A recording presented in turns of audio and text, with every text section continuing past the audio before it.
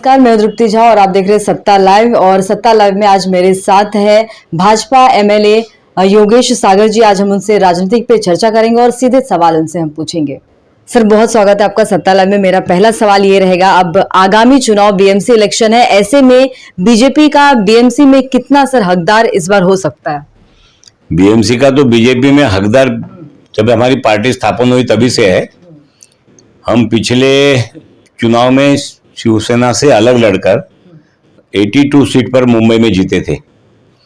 उस समय भी हम मेयर बना सकते थे, लेकिन हमारे नेताओं ने कुछ मर्यादाओं के कारण, कुछ संस्कारों के कारण उस व्यवस्था के हिस्सा बनने से खुद को रोका।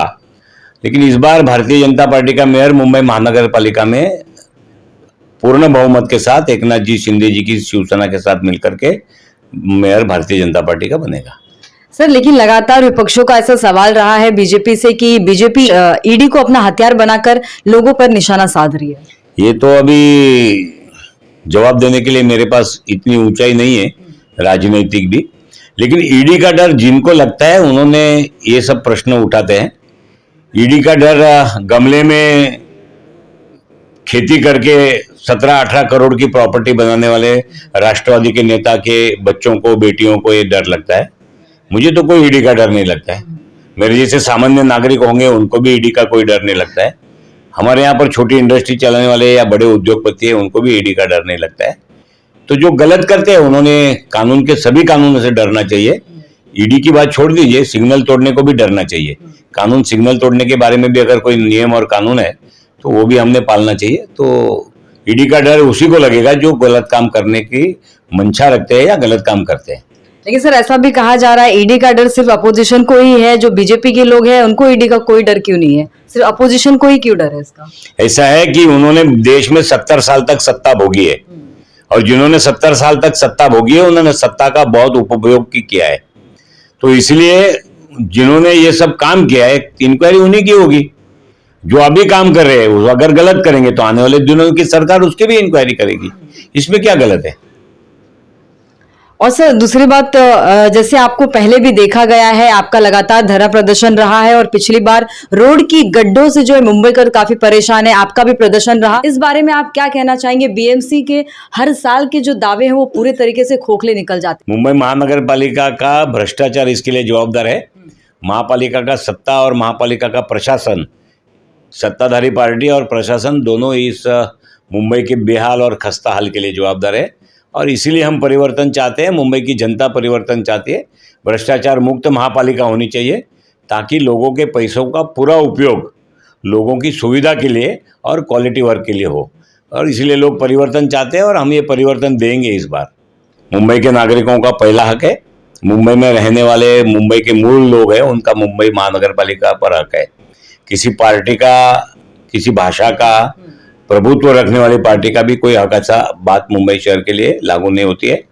मुंबई के लोगों को, फिर कोई भी भाषिक हो, उसको मुंबई के लिए सुविधा चाहिए, मुंबई की व्यवस्था चाहिए और मुंबई महापालिका भ्रष्टाचार मुक्त चाहिए। इतने साल तक शिवसेना ने चलाया, 25 साल तक। मुंबई की दुर्दशा क्या है, न रास्ता ठिकाने पर है, न मुंबई के हेल्थ सिस्टम के बारे में मुंबई के लोग समाधानी है, न प्राइमरी एजुकेशन के बारे में महानगर पालिका से मुंबई के लोग समाधानी है। अभी तक स्कूल के बच्चों को किताबें नहीं मिली है, नोटबुक से नहीं मिली है, बरसात चली गई लेकिन गमबूट नहीं मिले, रेनकोट नहीं मिले, छतरियां नहीं मिली बच्चों को, जिसके ऊपर करोड़ों रुपया महापालिका खर्च करती है। यहाँ पर बैठने वाले प्रशासक भी जो आईएएस अधिकारी है वो भी इतने ही जिम्मेदार है जितने सत्ता के लोग जिम्मेदार है। लोग परिवर्तन चाहते हैं और इस कॉरपोरेशन के चुनाव में परिवर्तन होएगा, लोग देखेंगे। सर, कांग्रेस की स्थिति इस वक्त जहां पर आप देख रहे हैं, आने वाले समय में आप कांग्रेस को कहां देख सकते हैं? कांग्रेस एक राष्ट्रीय पक्ष है, बहुत पुराना पक्ष है। इस देश में सबसे पुरानी संस्थागत राजनीति करने वाली कोई पार्टी है तो ये कांग्रेस थी, जो आजादी से पहले इंडिपेंडेंस मूवमेंट के नाम पे चलती थी। आजादी के बाद इसका पार्टी में रूपांतर हुआ है। तो कांग्रेस एक पुराना पक्ष है, इसकी जड़ें है, इसके मतदार भी है। लेकिन कांग्रेस आजकल दिशाहीन हो गई है। कांग्रेस केवल एक परिवार के ऊपर पूरी तरह निर्भर हुई है। पहले नेहरू जी थे, बाद में इंदिरा जी थी, राजीव गांधी, अब सोनिया गांधी और राहुल गांधी, प्रियंका वाड्रा। ये परिवार के ऊपर डिपेंड पार्टी है। ये इसलिए लोगों के नजर में आज कांग्रेस के बारे में जो मतांतर हुए या कांग्रेस के बारे में जो शंका कुशंकाएं होती है, ये प्राइवेट लिमिटेड कंपनी जैसी पार्टी चलती है, ऐसा लोगों का कहना है और इसका परिणाम कांग्रेस देश भर में भुगत रही है।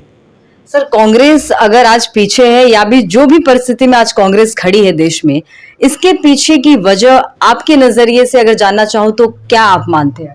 परिवारवाद और भ्रष्टाचार और तुष्टीकरण की नीति, ये तीन कारण है। परिवारवाद है, भ्रष्टाचार से लिप्त कांग्रेस है और तुष्टीकरण के ऊपर देश की राजनीति को ले जाया करके देश के वक्त को बर्बाद किया, देश के विकास को रोका।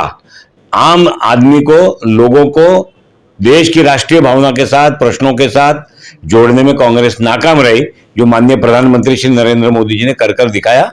सामान्य नागरिकों को देश के साथ जोड़ा, देश की समस्याओं के साथ जोड़ा, देश के विकास के साथ जोड़ा और उसको भी विकास का लाभ मिले, इसकी व्यवस्था प्रधानमंत्री श्री नरेंद्र मोदी जी ने खड़ी की। ये कांग्रेस नहीं कर सकी। सर, भारत जोड़ो आंदोलन को लेकर आप क्या कहना चाहेंगे? ये राहुल गांधी का प्रोपेगेंडा स्टंट है।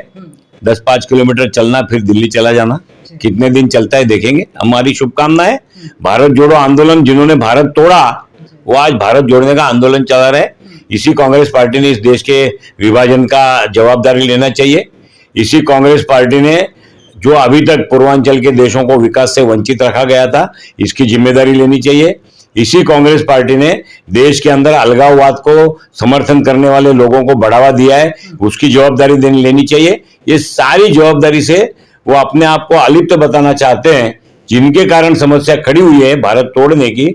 आजादी के 70-75 साल के बाद जेएनयू में अगर कोई कन्हैया कुमार भारत तेरे टुकड़े हो गए इंशाल्लाह इंशाल्लाह और राहुल गांधी का भारत जोड़ो यात्रा का सहयोगी है, लोग ये तमाशा देख रहे हैं कि जिसने भारत को तोड़ने की बात की वो भारत जोड़ो की यात्रा में राहुल गांधी के साथ घूमते हैं, तो लोग इसको नाटक से ज्यादा कुछ नहीं समझते। तो देखा आपने, अभी हम सुन रहे थे योगेश सागर जी को, जिनसे सीधे सीधे राजनीति पर चर्चा हुई। फिलहाल के लिए इतना ही। देखते रहिए सत्ता लाइव।